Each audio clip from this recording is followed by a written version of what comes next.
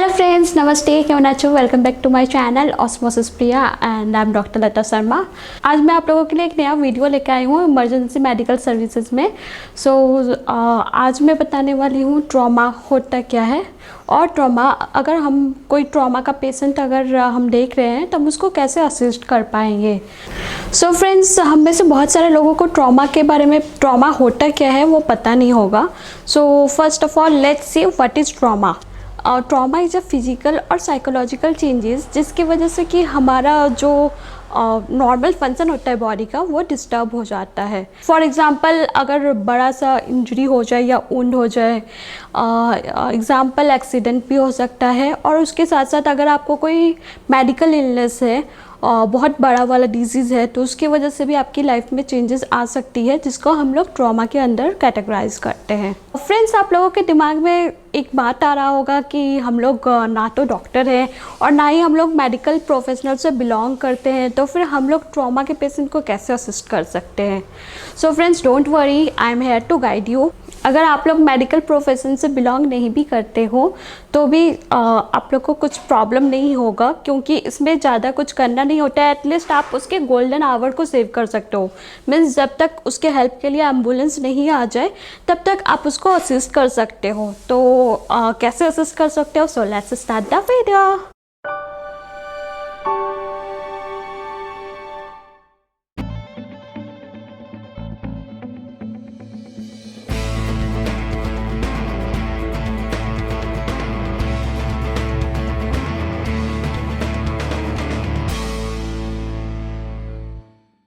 Friends, हम जैसे ही कोई ट्रॉमा का केस देखते हैं, मतलब कोई भी अपने सामने, अगर हमारे सामने कोई एक्सीडेंट होता है तो हम सबसे पहले पैनिक हो जाते हैं। फर्स्ट ऑफ ऑल यही है कि आपको पैनिक नहीं होना है और उसके बाद आपको ये ध्यान रखना है कि you can save a life. हमारे कंट्री के जो मोर्टेलिटी रेट है वो 70% मोर्टेलिटी रेट हॉस्पिटल पहुंचने से पहले ही हो जाता है। हमें ये ध्यान में रखना है कि अगर आपने पैनिक नहीं होते हो और हम गोल्डन आवर का हम प्रॉपर्ली यूज़ करके किसी की जान बचा सकते हैं। गोल्डन आवर क्या होता है अगर आपको पता, मिस कर गया हो, नहीं पता, तो गोल्डन आवर एक पर्टिकुलर टाइम है जब किसी ह्यूमन का सारे ऑर्गन्स फेल नहीं होते हैं और उस बीच हम उसकी जान बचा सकते हैं।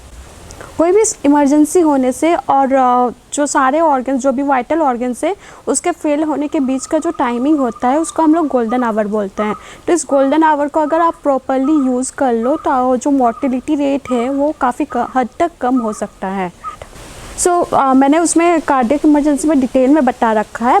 फ्रेंड्स, हम लोग बात कर रहे थे ट्रॉमा का। आपके पास अगर कोई पेशेंट आ रहा है तो आप उसको कैसे असिस्ट करोगे, तो उसको हम लोग 4 पार्ट में डिवाइड करते हैं। फ्रेंड्स, हमारा जो फर्स्ट स्टेप है वो है सीन साइज अप। मीन्स इसमें हमें सीन सेफ्टी देखना होता है और साथ साथ में हमें जो प्रिकॉशंस लेने होते हैं इन सब चीज़ों के बारे में हम देखते हैं। हमारा सेकंड स्टेप है इनिशियल असेसमेंट, या फिर इसको हम लोग प्राइमरी सर्वे भी बोलते हैं। इसमें ज़्यादा डिफ़िकल्ट कुछ नहीं है, इसमें बस आपको ABC करना है। ABC तो सबको आता ही होगा, तो हमें ABC से अपने पेशेंट को ठीक करना है। A for airway, B for breathing and C for circulation. आगे मैं बताऊँगी डिटेल में कि क्या होता है। और उसके अलावा हमें LOC चेक करना होता है। LOC मतलब लेवल ऑफ कॉन्शियसनेस, मतलब उसकी मानसिक संतुलता कैसी है। और जो हमारा थर्ड स्टेप है वो है सेकेंडरी सर्वे। तो सेकेंडरी सर्वे तक आपको कुछ नहीं करना है। सेकेंडरी सर्वे जो मेडिकल प्रोफेशन से बिलोंग करते हैं तो उसके बाद ही होता है, जब एम्बुलेंस पहुंच जाएगी तो वो मैं बाद में डिटेल में एक्सप्लेन करती हूँ। एंड फोर्थ है हमारा ऑन गोइंग असेसमेंट, मीन्स जो एम्बुलेंस में जाने के दौरान आपको करना है।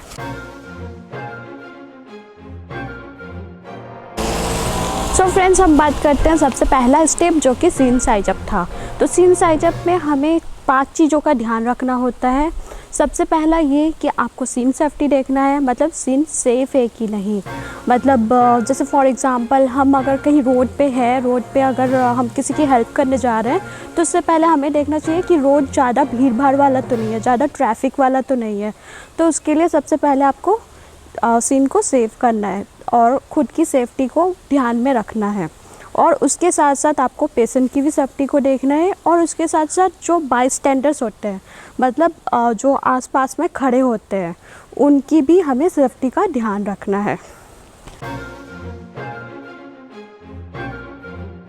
सेकंड पॉइंट ये है कि आपको जो भी बॉडी आइसोलेशंस होते हैं, मतलब प्रिकॉशंस, जो भी आपके खुद के लिए प्रिकॉशंस है, जैसे कि ग्लव्स हो गए, गाउन हो गया और गॉगल्स हो गए, तो इन सब चीज़ों का आपको ध्यान रखना है। सो गाइस, जो थर्ड पॉइंट है जो हमेशा हम लोगों को ध्यान रखना चाहिए वो ये है कि जब भी हम पेशेंट के लिए, किसी पेशेंट को हेल्प करने के लिए जाएं, हमेशा हमें जो जितने पेशेंट के नंबर्स है, तो वो अगर आप इमरजेंसी नंबर पे कॉल करके बता रहे हो तो आपको प्रॉपरली बताना चाहिए कि हाँ, यहाँ पे मैं इस जगह पे खड़ा हूँ और मुझे सामने इतने सारे पेशेंट्स है, 1 2 3 जितने भी पेशेंट्स हैं, आपको उतना बताना होता है प्रॉपरली।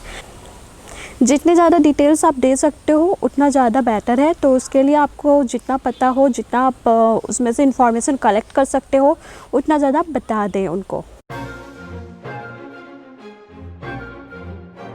इसके अलावा हमें ये चीज़ ध्यान रखना है कि हमारा जो पेशेंट है कि उसका नेचर ऑफ इलनेस कैसा है, मतलब नेचर ऑफ उसका जो एक्सीडेंट हुआ है या फिर वो डिजीज़ की वजह से बेहोश हो गया है, तो हमें उसका पता लगाना होता है कि उसका मैकेनिज़्म ऑफ इंजरी क्या है, या तो MOI या तो नेचर ऑफ इलनेस NOI जिसको हम लोग बोलते हैं, तो हमें ये पता लगाना ज़रूरी होता है। उसके साथ साथ हमें अगर उसका सी स्पाइन, अगर आपके पास कुछ भी अवेलेबल नहीं है, जैसे कि सर्वाइकल कॉलर ये सब, तो आप क्या कर सकते हैं, उसका सी स्पाइन को आप होल्ड करके उसको सपोर्ट कर सकते हैं, क्योंकि ये काफ़ी ज़्यादा क्रिटिकल होता है। जो भी कोई ट्रॉमा के केसेस होते हैं, जो भी रोड ट्रैफिक एक्सीडेंट होते हैं, उनमें सर्वाइकल स्पाइन का इंजरी होना बहुत कॉमन होता है, तो उसके लिए हमें ये चीज़ ध्यान रखना होता है।